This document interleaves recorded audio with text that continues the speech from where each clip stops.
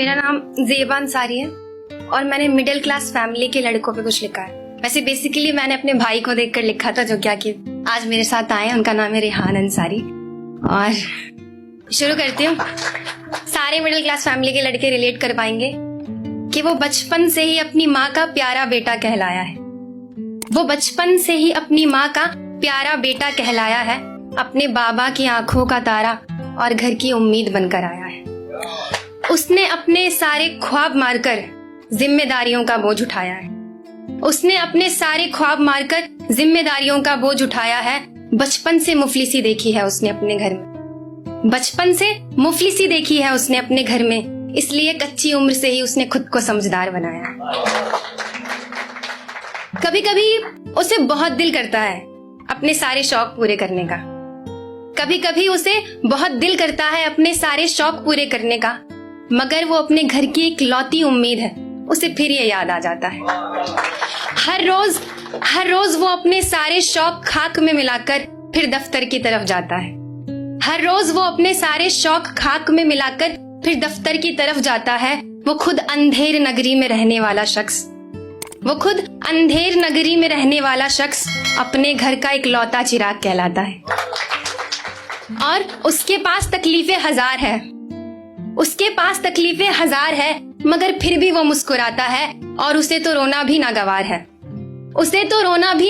है, क्योंकि वो इस दुनिया में लड़का बनकर जो आया है। बहुत शुक्रिया।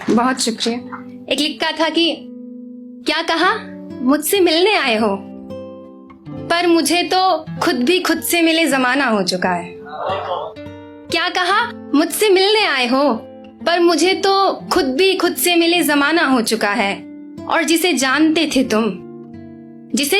थे तुम, वो शख्स तो मेरे अंदर से कब का रवाना हो चुका है। और ये इश्क मोहब्बत की बातें अब मुझसे मत करो, ये किस्सा तो मेरे लिए बहुत पुराना हो चुका है। बहुत शुक्रिया। एक लिखा था कि मैं कैदी हूँ उसके इश्क का, जुर्म वफा का किया था मैंने। मैं कैदी हूँ उसके इश्क का, जुर्म वफा का किया था मैंने। सुनकर उसके वो झूठे इल्जाम, खुद को जिंदा ही दफन कर लिया मैंने। सुना था कानून अंधा होता है, इश्क की अदालत में ये भी देख लिया मैंने।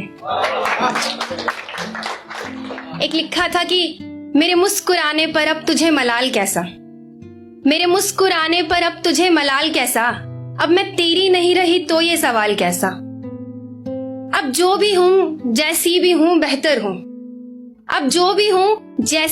बेहतर हूँ, तू मत पूछ मुझसे हाल मेरा। और आखिर में वो कहता है कि हम होंगे फिर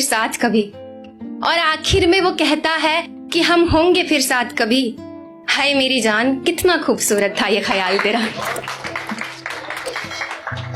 और कुछ लोग होते हैं कि आपने उनके साथ पूरी जिंदगी अच्छा किया, पर कोई एक चीज बुरी कर दी तो वो इतने ज्यादा बुरे बन जाते कि वो बद्दुआ देने लग जाते हैं।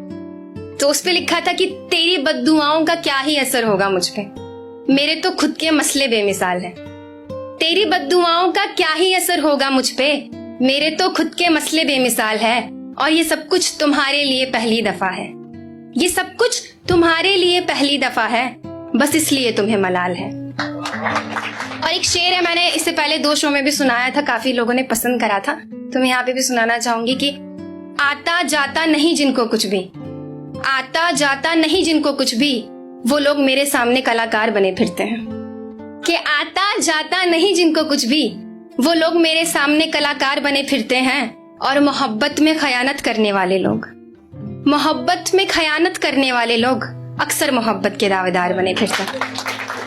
और आखिर के 2 शेर हैं, उसके बाद में अपनी जगह लूंगी कि सूखे पत्ते किसी ने समेट दिए तो किसी ने जला दिया।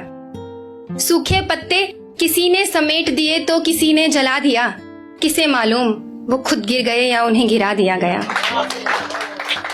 और एक आखिर का शेर है कि कभी तो मेरा हाल पूछ, मुझसे कोई तो सवाल कर। कभी तो मेरा हाल पूछ, मुझसे कोई तो सवाल कर। यार मेरे रूठने पर कभी तो तू मलाल कर। बहुत शुक्रिया।